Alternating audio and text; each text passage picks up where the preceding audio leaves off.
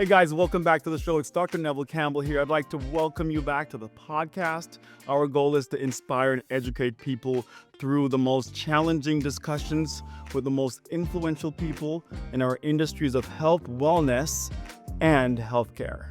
Our guest today is Alim Bolton, a friend of mine, a colleague, an entrepreneur, a business guy, a bodybuilder, IFBB pro. This man has so many dimensions, so many different facets. Like an onion, the layers are numerous. But I want to tell you though, his story, the journey is even more mind-blowing. People, join me today as we welcome Alim Bolton. Thank you so much. Glad to be here, my friend. Thank you, my guy. So tell me, man, tell the people, who are you? What is this person that Dr. Campbell is talking about? What brought you here, man? Wow, great question. Who am I? To your point, like many of us, I'm someone with a lot of different layers to who I am, through the journey, through experiences and so forth.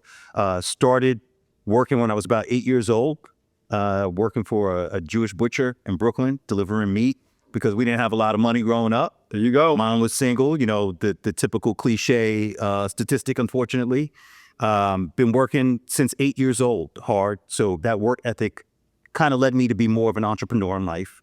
Understanding like if I want something, I have to get up and get after it. Gotcha. And that led me to, a lot of journeys, some businesses that were very successful, some that weren't as successful, but we had a lot of lessons learned in those opportunities. One was a luxury watch brokerage that a business partner and I owned, where we bought and sold Rolex, Patek Philippe, Audemars, so forth and so on, for many years. And unfortunately got hit with cyber fraud, which was new at the time. This was before the Equifax debacle that happened when they got hit with cyber fraud. So this was all new territory for everybody. And we were fortunate enough at first to bounce back, but we got hit a second time, and we unfortunately couldn't keep the doors open, so we had to pivot and adjust. I got deep into IT, decided to open up my own company, which I currently run, called the PM Group, with a business partner of mine. We specialize in staffing for IT, finance and accounting, as well as healthcare. So it's been a great journey so far. Let's get it. And one of the most interesting piece that he didn't talk about was the bodybuilding space, right? But you know what? We will get there. We will get there. Because folks, when I tell you that was just the scratch of the surface. Because when I met Alim, I said, "Oh, you're an interesting guy. We connected through through having the same coach, the same bodybuilding coach." And I was fortunate to go pro 2024, and he did follow the exact same path and did before I did. So we kind of connected on that. But once we connected and started, spending some time in the gym together, I started saying to myself, this man is way more than what meets the eye. Our conversations are so deep because, like him, I have a family. We're both professionals. We're both public speakers. But there are different challenges that we had to overcome to the place where we are right now. People see the success. They see, where you are right now. And they'll say, oh, my goodness, the glim and the glam and the glit and all that stuff. But like I said before, there is a path. There is a journey. There is a story to be told, because I believe every day the people around you, whether they're your friends, family, whoever, there are everyday heroes right there with you. And heroes in the sense that they were able to navigate some challenges that were seemingly impossible, but they did it. My question is, what made you do that? What was your decision-making process? Does everyone have access to that same decision-making process? And can you unlock that potential that is within you? Alim, here's a question that I have for you as I think about your story. You mentioned briefly that you were, a watch company, and you got hit with cybersecurity. And that's very rampant. That's happening right now. Now there's different levels of fraud, and it's growing higher and higher. But from a business owner standpoint, considering the loss that you guys suffered, and I'm not certain the magnitude of the loss, but facing that and having to close your business down, what was that moment like?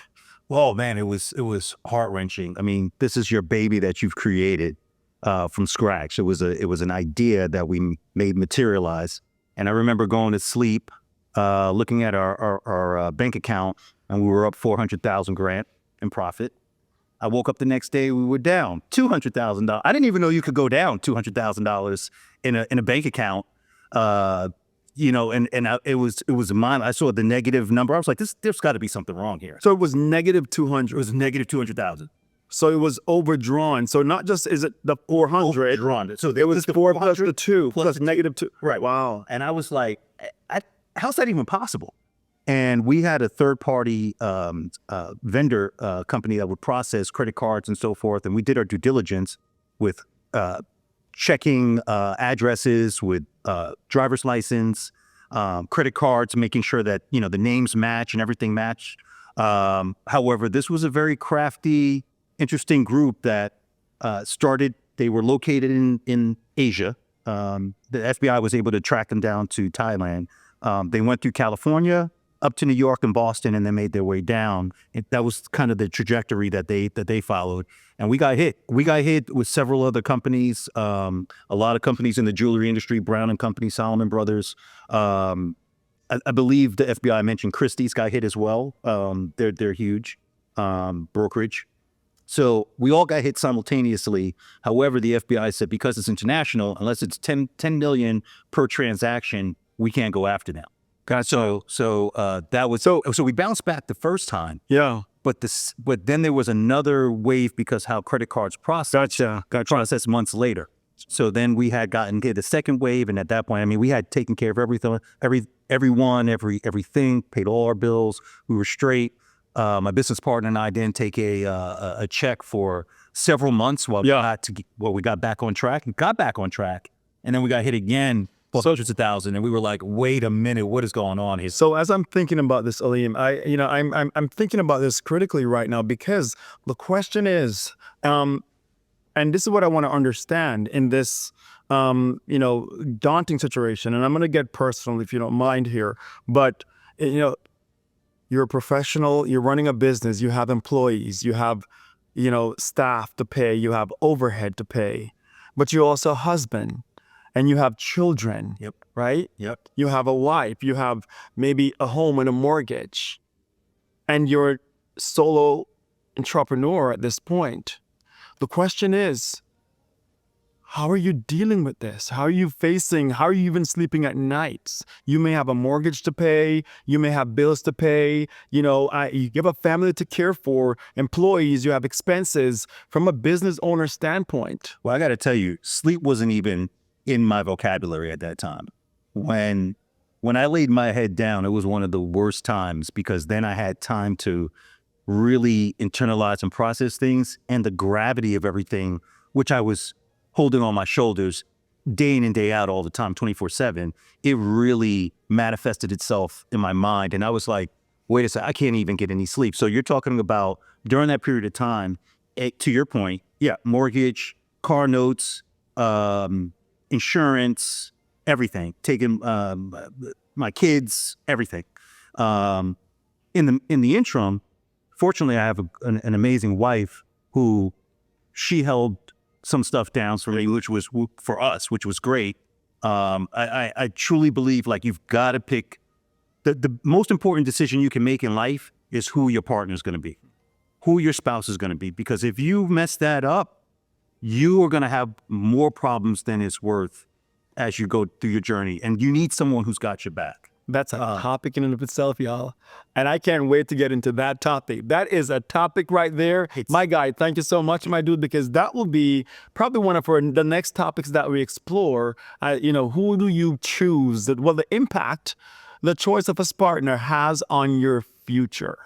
I think it's going to be life-changing to understand some of these things, but I really want to get back really quickly to just talk briefly about, as you're going through all of this, why not file for bankruptcy? So there's a lot of reasons why we didn't file for bankruptcy initially.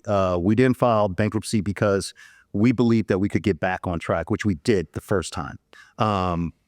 We didn't want to file bankruptcy out of pride as well. Also, lack of business education. So I've been an entrepreneur. I've had a lot of experiences and never had an experience like this before unbeknownst to me, the intelligent thing at that moment probably should have been to file bankruptcy in hindsight, but didn't do it. Decided to pay everything back, decided to take care of all of our employees, decided to, stay our ground as men. And we just went 10 toes to the ground, 10 toes grip, held it down and just can't continue moving forward. However, the second round of fraud, we realized, and we had gotten a lot of sound advice from multiple lawyers and multiple financial advisors. One in particular financial advisor, I won't mention him, but he owns an NBA team. And he spoke to us very candidly and was like, look, you guys need to file for bankruptcy. And the only reason why we did was because we didn't want to have creditors and clients coming after us personally. Right. Although we had a clean slate, we had taken care of everything. Anytime you've got turmoil, especially as a business, that's when some of the undesirable people come out and they try to take advantage of your situation. Right. And you might have never transacted with them at all, but they see or hear of an opportunity and then they make a fictitious statement. And everybody can have their day in court. Anybody can take you to court for anything, whether they know you or they don't. So we were like, we need to navigate through that. And so hence we had to file bankruptcy at that point. So here's a question that I myself even struggle with. And I know we don't have much time, but just to kind of put this all together, right? Yeah. Knowing the person that you are, knowing the person I am, right? The not giving up, right? The pushing forward, the continuing to excel, to defy the odds no matter what. I will never give up. I will never recede. 10 toes down. I'm going to 10 fingers in. Yep. I'm going to pull, push, claw my way to where I need to get to. I've always been of that nature. When it comes to giving up, or conceding, would you in this case consider filing for bankruptcy a sort of contradiction to who you are as a person, or how would you reconcile that given the person you are? Great question. For me, no, I'm definitely someone who never gives up. And I don't look at that as giving up. I look at that as a pivot. I believe that you have an opportunity to learn and then adjust and then continue forward. So I didn't stop being an entrepreneur. Right. I just had to adjust my business model and I had to understand this new environment that we were in that I wasn't prepared for. None of us were prepared for. CIO of Equifax got fired. Right. He took that company from $6 billion to $24 billion and he still got fired, Right. For the breach. Right. So it wasn't a matter of, did I give up? It was, okay, I need to go back in the lab, dust myself off, pick myself up. And there were moments of depression for sure. Yeah. It's like having your child ripped from you. Right. So there were definitely moments of depression that I had to overcome mentally. But this strong fortitude, mental fortitude that has been bestowed upon me from my mom, from my dad, certainly my mom, who rose from rags to riches. She's got an incredible story herself. Going from the mailroom of Aetna Life Insurance to the CIO of MBIA as a black woman, which is almost unheard of, and especially at that time. To see her, kind of pull herself up, I was like, there's no quitting me. I had an opportunity to go to Egypt, and I saw some of the incredible things that we were able to build. And I said, if we could build this, what can I do? What exists that would hinder me from being able to achieve anything that I want to achieve? And the only answer I could come up with is myself. The only one who stops me is me. So I decided, okay, we'll have a different business model. I learned so much about technology in that process. I learned so much about law. I had two options. You're going to go the legal route or you're going to go the tech route. And I decided to go the tech route. A lot of money in those hills, a lot of money in both hills, but I went that route. And it's been amazing. It's been an amazing journey so far.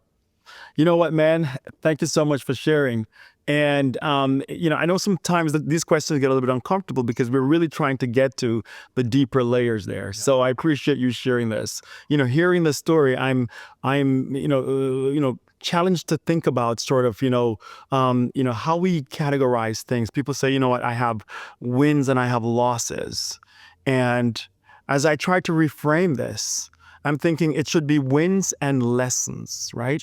The lessons that you extracted from that situation, that environment, you were able to, pivot and transform. And that is the key, people. You will have what people will see as apparent failures. The plans will never go the way that you plan or set them out to go sometimes. But guess what? As opposed to dwelling in that area of, dissatisfaction, of sadness, right?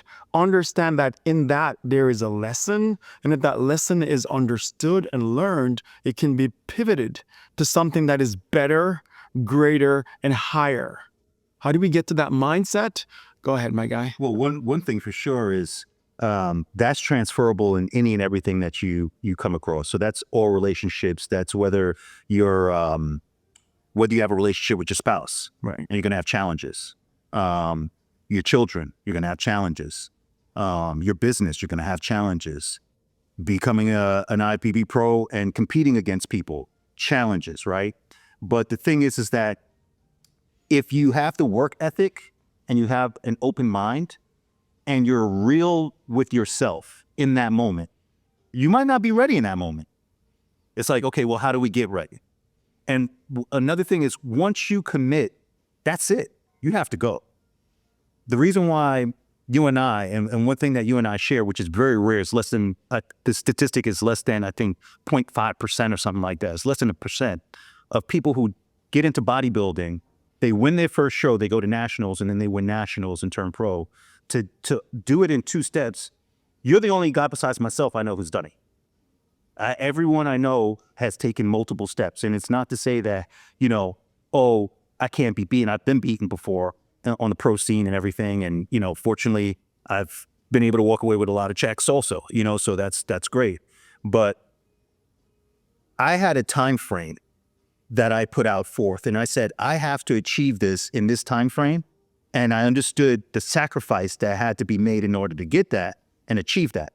Because every business I've ever had, anything that I've ever wanted, I had to sacrifice in order to get it.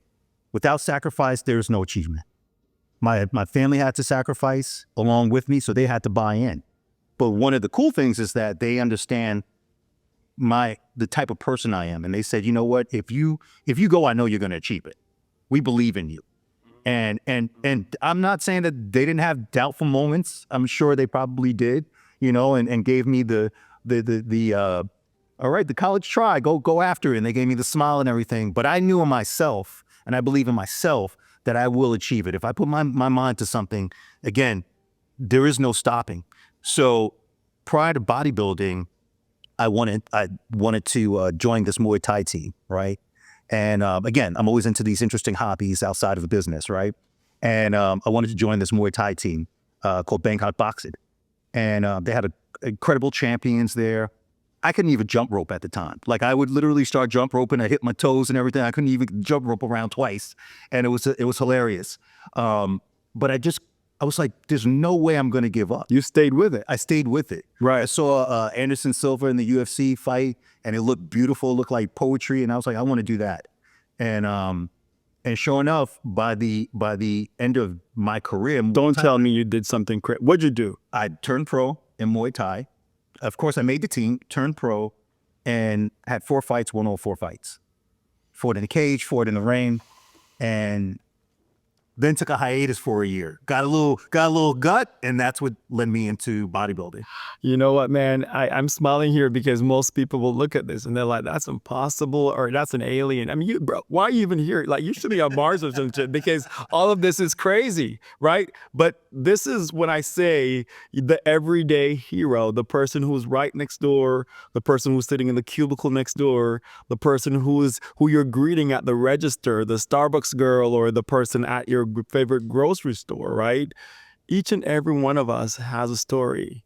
And if we dig and explore and peel back those layers, you'll be so blown away by what that person or what they went through, and the potential that you have to tap into that space, that, unlock that area in your brain that gives you the courage, the guts to push beyond, despite the challenges, the hurdles, the obstacles, and to achieve your goal and get to your objective.